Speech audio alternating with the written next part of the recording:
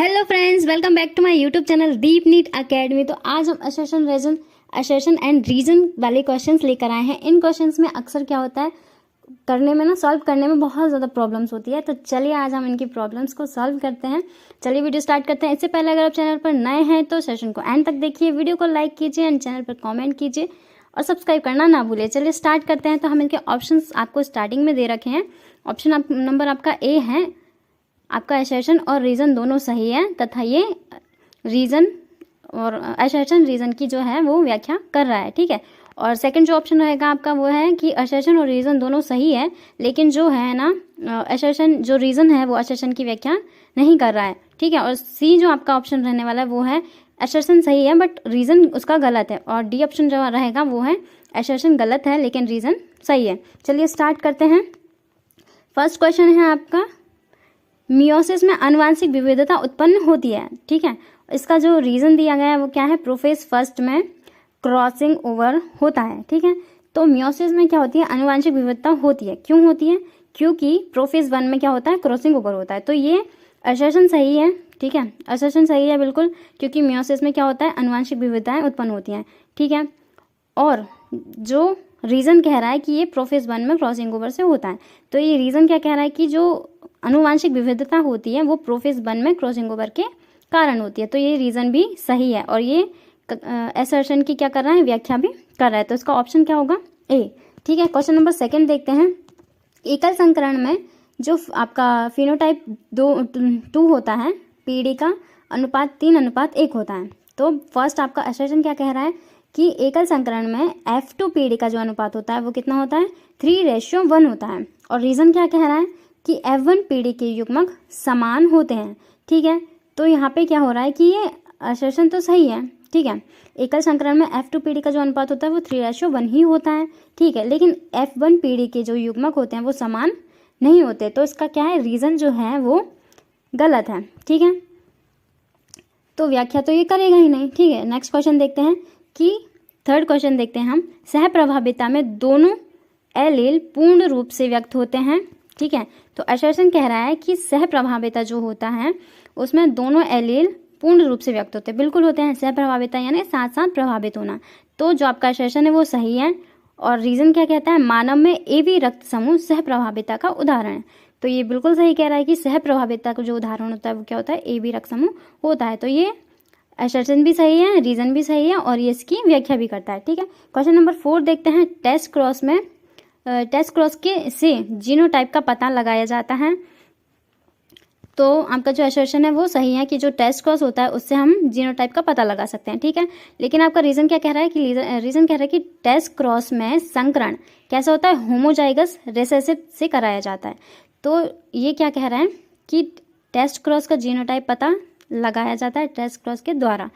तो test cross के द्वारा किसका पता लगाया जाता है, होमोजाइगस रिसेसिव से करा के। ठीक है। तो ये रीज़न भी आपका सही है, असर्शन भी सही है और ये इसकी व्याख्या भी कर रहा है। मतलब इसका जो करेक्ट ऑप्शन होगा वो होगा ऑप्शन ए। ठीक है। क्वेश्चन नंबर 5 देखते हैं। लिंक्ड जीन स्वतंत्र वर्गीकरण का पालन नहीं करते। जो लिंक्ड जीन होते हैं, जो एक दूसरे से लिंक्ड होते हैं, वो क्या करते हैं, स्वतंत्र वर्गीकरण का पालन नहीं करते। तो ये आपका असर्शन बिल्कुल करेक्ट है। ठीक है। और रीज़न क्या कहता है कि लिंक्ड जीन एक ही गुणसूत्र पर स्थित होते हैं। ठीक है। तो जो लिंक्ड जीन होते हैं वो ऐसे एक ही जीन पर होते हैं। ठीक है। ये यहाँ पे ए दोनों होंगे, ये अलग अलग होंगे तो ये लिंक्ड अलग अलग गुणसूत्र पर होंगे, लेकिन ये क्या कह रहा है कि ये दोनों एक साथ होते हैं। ठीक है। एक ही जीन पर उपस्थित होता है। तो ये क्या कर रहा है कि ये रीज़न जो है वो असर्शन की व्याख्या भी कर रहा है और रीज़न सही भी है। ठीक है। क्वेश्चन नंबर 6 देखते हैं। असर्शन कहता है कि अपूर्ण प्रभाविता में फिनोटाइप व जीनोटाइप अनुपात जो है वो समान होता है। ठीक है। अपूर्ण प्रभाविता। ठीक है। तो ये जो आपका असर्शन है वो सही है कि जो अपूर्ण प्रभाविता होता है उसमें जीनोटाइप और फिनोटाइप का अनुपात जो होता है वो बिल्कुल सही सेम होता है, जैसे 1:2:1। ये इसका जीनोटाइप भी यही है और फिनोटाइप भी यही है। ठीक है। लेकिन रीज़न क्या कह रहा है, इसमें एलील एक दूसरे पर पूर्ण प्रभाव नहीं डालते, क्योंकि ये अपूर्ण प्रभाविता है इसलिए ये पूर्ण प्रभाव नहीं डालते। तो आपका रीज़न भी करेक्ट है और ये इसकी व्याख्या भी कर रहा है। ठीक है। क्वेश्चन नंबर 7 देखते हैं कि रंग अंधता एक एक्स लिंकेज लक्षण है। ठीक है। एक्स लिंकेज लक्षण है। तो ये क्या है, करेक्ट है। एसर्शन सही है कि रंग अंधता एक एक्स लिंकेज लक्षण है, लेकिन रीज़न क्या कह रहा है, इसका जीन वाई गुणसूत्र पर स्थित होता है, तो ये रीज़न जो है वो गलत है। ठीक है, तो इसका करेक्ट ऑप्शन होगा आंसर नंबर सी। ठीक है, क्वेश्चन नंबर 8 देखते हैं कि मॉर्गन ने लिंकेज की अवधारणा दी। ठीक है, मॉर्गन ने ही लिंकेज की अवधारणा दी थी, तो इसका जो है ये सही है। मॉर्गन ने लिंकेज की अवधारणा दी थी, लेकिन रीज़न क्या कह रहा है कि उन्होंने ड्रोसोफिला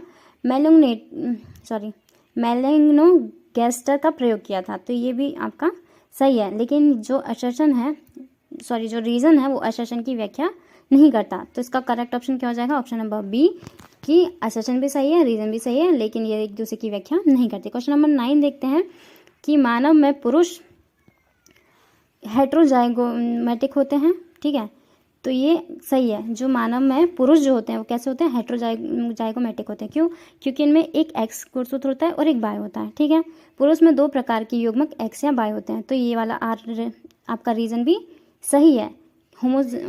हेट्रोजाइगोमेटिक क्या होता है, इनमें 2 प्रकार के गुणसूत्र होते हैं, एक एक्स होता है, एक वाई होता है, तो ये इसका असर्शन भी सही है, रीज़न भी सही है और ये इसकी व्याख्या भी कर रहा है, तो इसका करेक्ट ऑप्शन हो जाएगा ऑप्शन ए।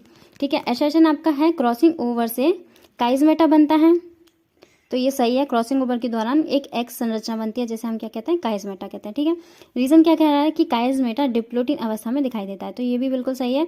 काइज़मेटा हमें कौन सी अवस्था में दिखाई देता है, जब सिनेप्टोनिमल सम्मिश्र जो है वो विघटित हो जाता है और जो लास्ट में एक संरचना बनती है जिसे हम एक्स संरचना कहते हैं, वही काइज़मेटा कहलाती है। तो ये करेक्ट ऑप्शन क्या होगा, ऑप्शन नंबर ए। असर्शन भी सही है, रीज़न भी सही है और ये इसकी व्याख्या भी कर रहा है। तो चलिए मिलते हैं किसी नेक्स्ट सेशन में। अगर आपको वीडियो अच्छा लगे तो लाइक कीजिए, प्यारा सा कमेंट कीजिए, सब्सक्राइब करना ना भूलिए। चलिए वीडियो को यहीं एंड करते हैं। Thank you so much.